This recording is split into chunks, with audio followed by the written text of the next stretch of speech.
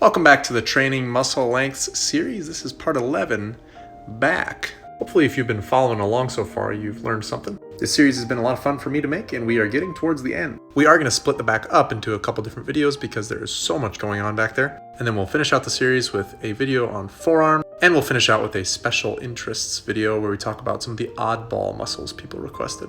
If you've been watching the other videos in this series, you'll recognize this figure, which we'll be using a ton talking about the back, in order to help you understand some of the nitty-gritty of the functional differences between the muscles. And if you haven't already, make sure you go watch our shoulder overview video so you kind of understand what's going on, difference between the shoulder girdle here and the shoulder joint here, because the way I'm going to explain the back can make it a little confusing if you don't know your girdle from your joint. Which, by the way, you can also expect to see this figure again.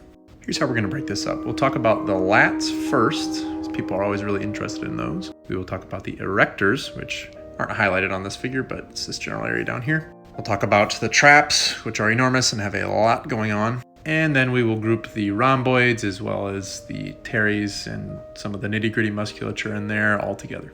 If this is the first video you've seen, you may be thinking, what about the rear delt? Don't worry, we already talked about that. You can find it in our delt video.